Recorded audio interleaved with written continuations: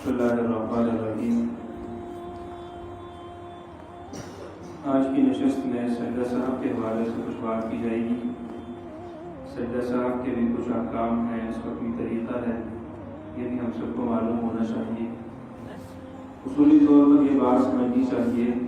کہ اگر نماز کے اندر انسان سے کوئی فرض چھوٹ جاتا ہے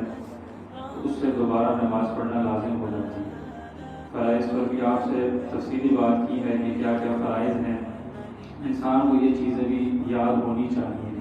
اگر نماز میں کوئی فرض چھوٹ جاتا ہے تو اس سے دوبارہ نماز پڑھنی لازم ہو جاتی ہے۔ اسی طرح اگر نماز کے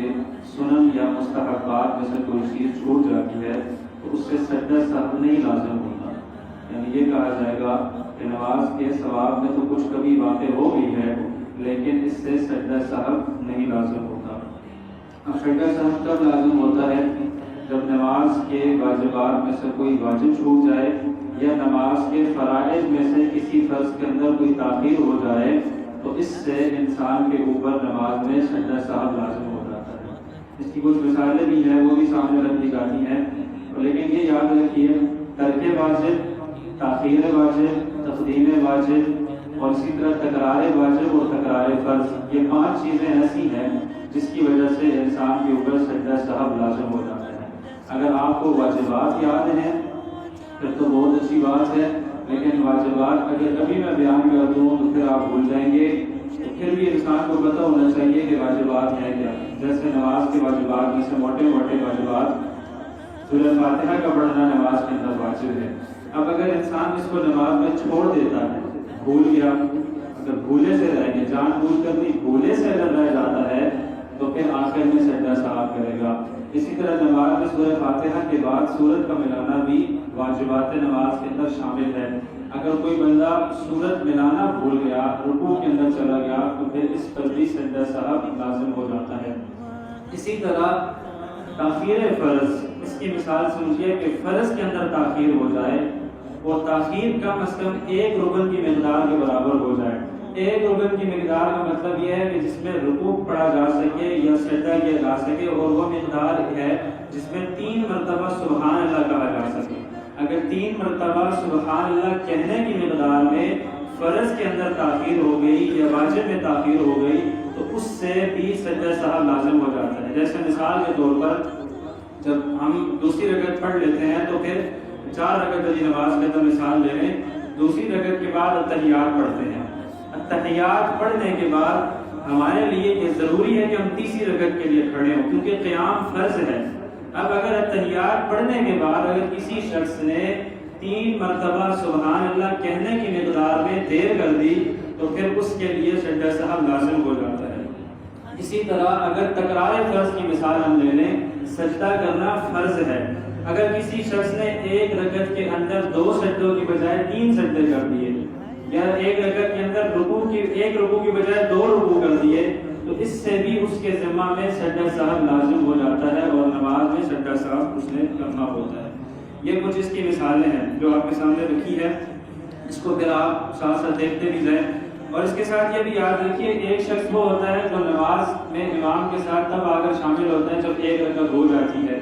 یا 2 رکعتیں ہو جاتی ہیں، 3 رکعتیں ہو جاتی ہیں، الغرض وہ امام کے ساتھ شروع سے نہیں شامل ہوتا۔ تو اب سوال یہ پیدا ہوتا ہے ایسا شخص جو امام کے ساتھ بعد میں آگے شامل ہوا ہے، تکبیر تحریمہ سے شامل نہیں ہوا، اس کے سجدہ سہو کا کیا طریقہ ہے؟ اس کے سجدہ سہو کا طریقہ یہ ہے کہ جب امام سلام پھیرے گا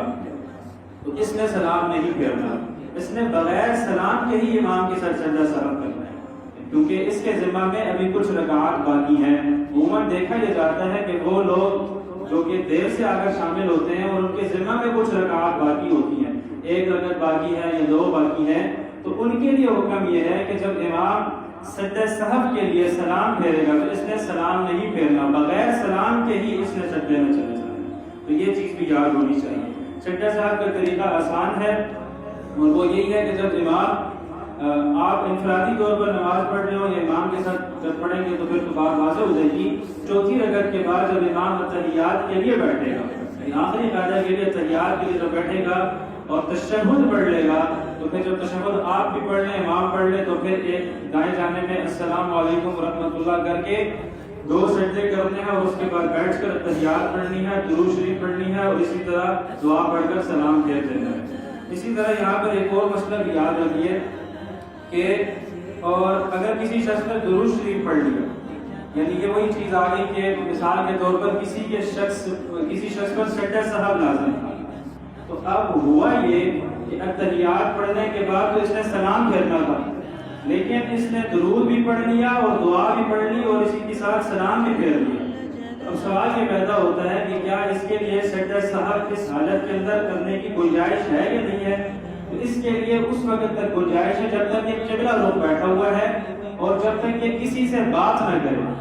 یعنی نماز کے منافی کوئی ایسا کام بھی کر لیا، قبلہ سے منہ پھیر لی یا اسی طرح منہ پھیر لیا یا کسی سے بات وغیرہ کر لی، تو اس صورت میں اس کے لیے سجدہ سہو کرنے کی گنجائش نہیں ہے۔ ہاں البتہ اگر سلام پھیرنے کے بعد قبلہ رخ بیٹھا ہوا ہے تو پھر وہاں سے ہی وہ سلام پھیرے گا اور سجدے میں چلا جائے گا، 2 سجدے کر کر پھر اٹھ کر بیٹھ کر یعنی تحیات وغیرہ پڑھ کر اپنی نماز مکمل کر دے گا۔ اسی طرح یہاں پر یہ بات یاد رکھیں کہ اگر کوئی شخص 4 رکعت والی نماز پڑھ رہا تھا، 4 رکعت والی نماز پڑھ رہا تھا، ہوا یہ اس کے ساتھ کہ اس نے تیسری رکعت کے بعد وہ بیٹھ گیا، اس نے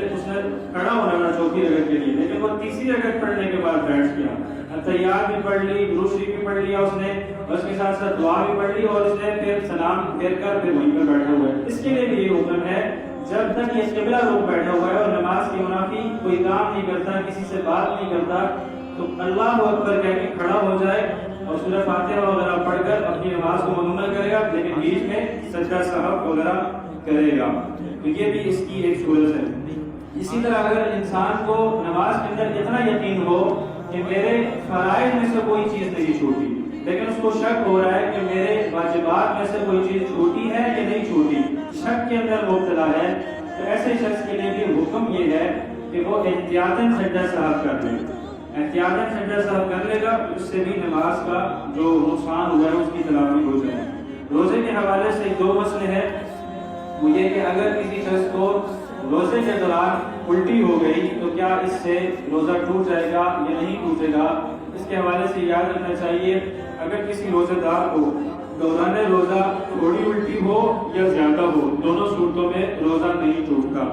اسی طرح اگر دانت سے خون نکل آئے تو سوال یہ پیدا ہوتا ہے کون سی صورت میں روزہ ٹوٹے گا، کون سی صورت میں